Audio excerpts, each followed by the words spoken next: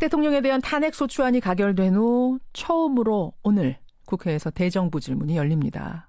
근데 여기에 황교안 대통령 권한대행이 출석해야 한다는 야당하고, 아니 이제는 권한대행인데 왜 출석을 해야 되느냐, 안 가겠다, 이런 황 대행이 한참 줄다리기를 하다가 결국 하루 전인 어제 출석하는 걸로 결정을 내렸죠. 이렇게 사사건건 지금 야당하고 황 권한대행이 부딪히고 있습니다. 그런가 하면 정우택 신임 새누리당 원내대표는 어제 야당들 찾아갔다가 뭐 문전박대를 당했다, 이런 얘기도 나오는데요. 더불어민주당 우상호 원내대표 직접 만나보지요. 우상호 원내대표님 안녕하세요. 네네, 안녕하세요. 우선 어제 정우택 원내대표 야당한테 문전박대 당했다고 많이 서운해하시던데요. 아니 근데 몇 시에 찾아오겠다고 연락도 없이 그냥 슥 들어와서 안 만나줬다는 그러고 가시더라고요. 그래서 제가 그 시간에 유일호 부총리 만나고 있었거든요. 예. 그러니까 제가 볼 때는 문전박대 코스프레를 하신 거죠. 그래서 일부러 문전박대 당하려고 오신 거라. 예. 아니 내가 한 일주일만 냉각기를 갖자 그렇게 말씀드렸는데 굳이 또 와서 야당하게 숨어당하는 모습을 일부러 연출하시는 걸 보고 처음 인사치고는 좀 결례 아니냐 이런 생각이 들더라고요. 일종의 동정표 얻으려고 저거 코스프레 하신 거 아닌가? 야당이 만나주지도 않고 너무 오만하다 이런 모습을 연출하려고 하신 거죠. 그러니까 문전박대가 아니라 무단 침입이었다 이 말씀이시네요. 그리고 갑자기 쑥 들어오는 거는 좀 예의가 아니지 않습니까? 정우택 원내 제가 정우택 의원 대표실에 쓱 찾아가서 다른 사람 만나고 있는데 왜 안 만나주냐? 그러고 소리 지르고 나오면 황당할 거 아니에요? 그러니까 그건 좀 그렇더라고요. 네. 정우택 원내대표가 그러시더라고요. 협상 파트너로서 제가 더 보고 싶고 더 필요할 때가 길지 않은 시간 내에 있을 거다. 그때를 기다리겠다. 네. 냉각기 언제까지입니까? 다음 주쯤에 이제 연말 가기 전에 한번 봐야죠. 근데 이제 어쨌든 우리 국민들이 새누리당 당권을 주려고 이렇게 아둥바둥하는 친박 모습에 좀 굉장히 화를 많이 내시잖아요. 그래서 그 문제에 대한 경고를 좀 해야 되겠다 싶어서 한 일주일 정도 내놨기를 갖자고 한 겁니다. 상징적인 거군요. 예, 상징적인. 그렇죠. 어떻게 국회의원들이 뽑은 상대당 원내대표를 우리가 어떻게 인정 안 할 수 있겠어요. 그러나 알겠습니다.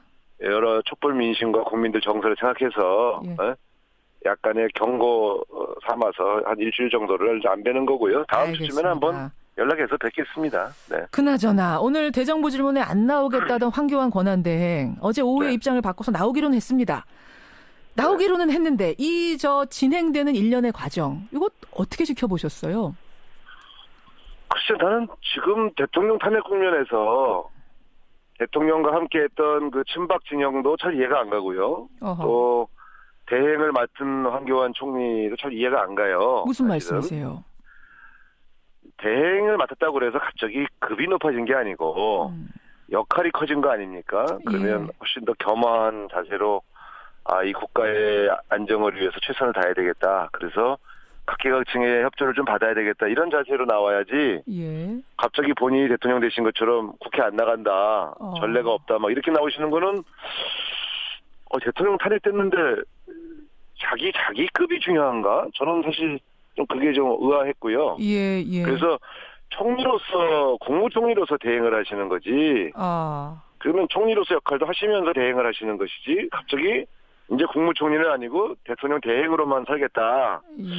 그러시는 것은 좀 아니지 않냐. 이렇게 충고를 드린 것이고요. 다행히 오늘 이제 출석하신다고 하니까. 다행이다, 환영한다 했습니다. 네. 근데 이번에 대정부 질문 출석 문제뿐만 아니라 지금 황교안 대행 행보를 보면 예상 외로 파격적인 행보가 이어지고 있어요. 마사 회장 인사를 하는가 하면 경제부총리 유임 결정도 하고 대통령과 같은 의전을 나한테 해달라 이거 요구하기도 하고 사실 과거에 이제 고건 권한대행 때하고 비교해 보면 그때는 상당히 관리형이었다면 이번에는 적극적이고 파격적이고 어떻게 보세요? 이 사뭇 다른 행보. 그러니까 이제 고건 총리 때는 탄핵을 슬퍼하면서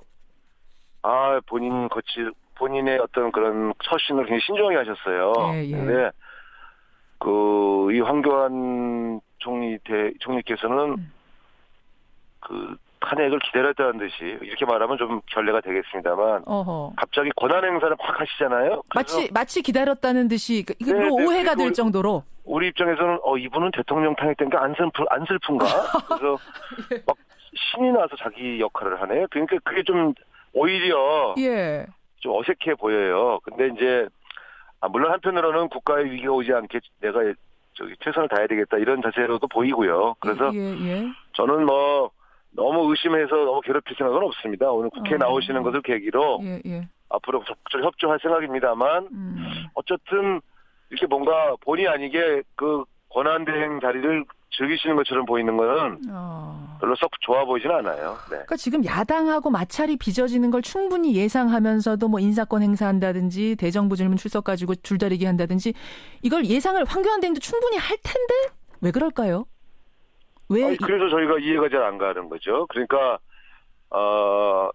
일반적으로는 내가 총리로서 대행을 하는 것이지 내가 대통령급은 아니다. 이런 겸허한 자세로 나오시면 오히려 예언을 막 해드리고 싶을 텐데 갑자기 의전은부터 막 이런저런 얘기가 나오니까 이제 우리가 이상하네 이렇게 했던 이상하네. 거고요. 그러니까 그게 말이죠. 지금 친박 쪽에서 자꾸 대선 대안론 우리 대선에 후보 없는데 황 총리가 잘하면 우리 보수의 우리 여당의 후보가 될 수도 있는 거 아니야? 이런 얘기가 나옵니다. 막 공개적으로 나옵니다.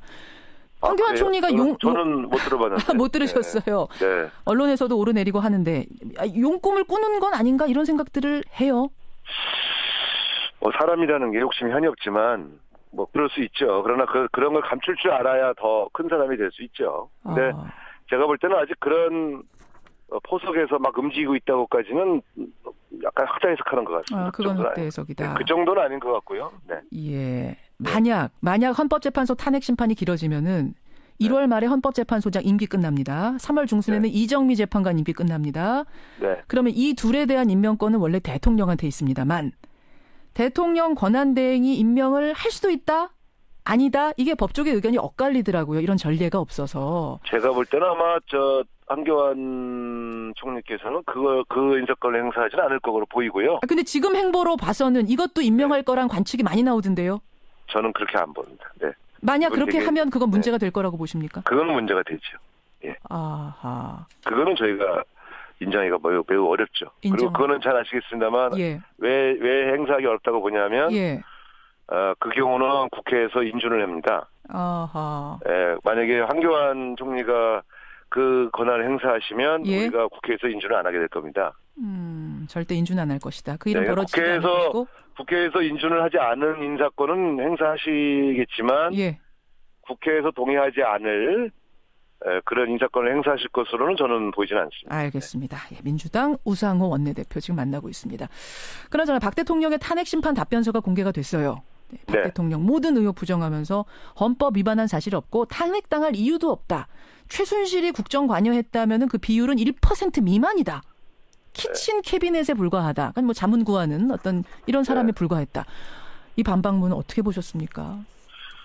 글쎄 이제 원래 그 탄핵을 안 당하기 위한 목적으로 내는 이제 그 답변서기 때문에 이런저런 변명과 뭐 반대 논리를 채우는 거는 이해가 갑니다만 그 내용 자체들이 너무 졸렬하고 표현 자체가 예시들이 너무 황당해서 저는 오히려 매를 버는구나 이런 느낌이 들었어요. 그래서 물론 이제 공개되지 않을 줄 알고 그렇게 여러 가지 궤변을 늘어놨겠지만은 법률가들이 작성한 그 문서치고는 너무 좀 표현이나 논리들이 좀 졸렬하다.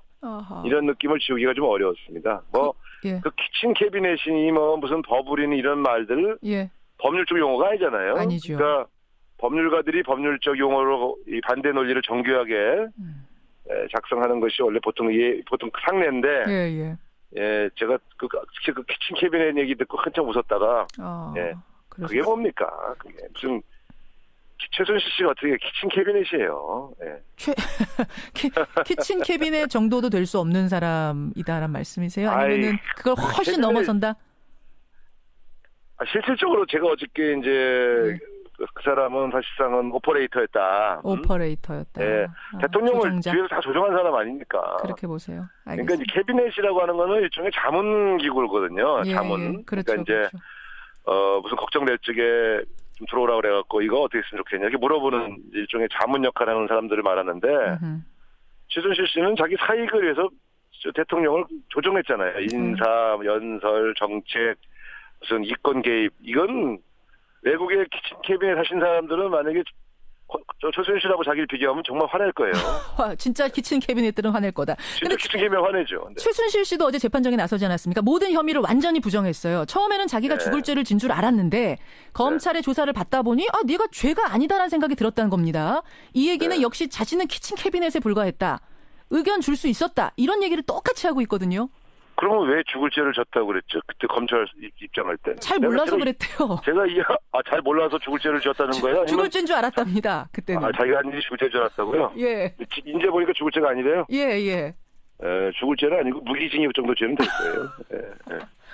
아유, 제가 볼 때는 대통령도 그렇고 최순실 씨도 그렇고 한때 권력을 농단하며 큰 소리 치던 사람들의 태도 치고는 갑자기 자기들 변호와 자기만 살겠다고 나서는 모습에 오히려 저는 좀 어떨 때는 치근할 정도입니다. 어떻게 사람이라는 게 좀 당당하고 내가 국가를 위해서 그 정도 했다. 어쩔래.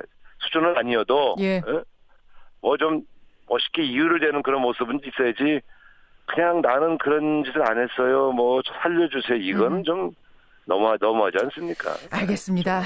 우상원 원내대표님 오랜만에 출연하셨어요. 네. 제가 질문 드릴 게 굉장히 많은데 오늘은 일단 여기까지 하고 조만간 또 한번 모시겠습니다. 네. 고맙습니다.